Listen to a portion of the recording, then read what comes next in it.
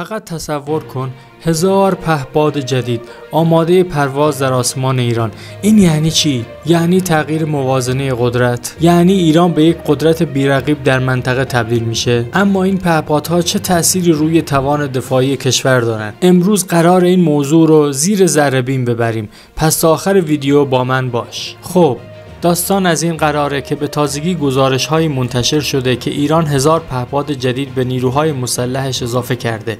این پهپادها مدل‌های مختلفی دارن، از پهپادهای شناسایی گرفته تا نمونه‌های تهاجمی و انتحاری. اما سوال مهم اینه، این تعداد پهپاد چقدر میتونه توان دفاعی ایران رو تقویت کنه؟ برای جواب این سوال باید چند نکته رو بررسی کنیم. 1. نوع و مدل پهپادهایی که ایران دریافت کرده. 2.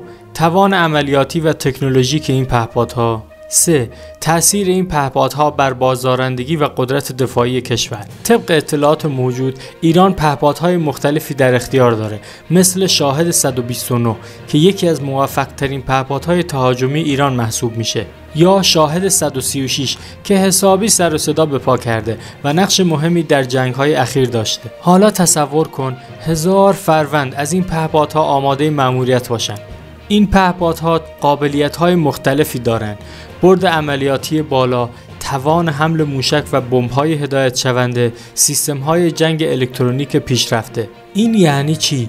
یعنی اگر ایران در یک شرایط بحرانی قرار بگیره، این پهپادها میتونن یک خط دفاعی هوشمند و کم هزینه ایجاد کنند و حتی اهداف راهبردی دشمن رو در فاصله‌های دور مورد حمله قرار بدن. حالا بیایم واقع‌بین باشیم. آیا این پهپادها به تنهایی میتونن همه معادلات رو تغییر بدن؟ شاید نه. اما نکته اینجاست که ترکیب این پهپادها با تاکتیک‌های جدید دفاعی و تهاجمی میتونه ایران رو به یک قدرت بی‌رقیب در نبردهای نامتقارن تبدیل کنه.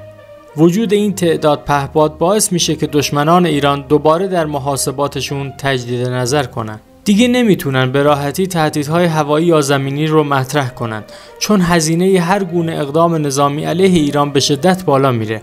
پس این فقط خرید تجهیزات نیست، این یه استراتژی دفاعی جدیده که میتونه آینده نظامی کشور رو تغییر بده. خب حالا نوبت توه. به نظرت این 1000 پهپاد جدید چقدر میتونه روی قدرت دفاعی ایران تاثیر بذاره؟ آیا این تغییر استراتژیک میتونه موازنه قدرت رو در منطقه عوض کنه؟ نظراتت رو حتما توی کامنت ها برام بنویس، چون دوست دارم بدونم تو چی فکر میکنی. و البته اگر از این سبک تحلیل های نظامی خوشت میاد، حتما کانال رو سابسکرایب کن و زنگوله نوتیفیکیشن رو بزن که ویدیوهای بعدی رو از دست ندی.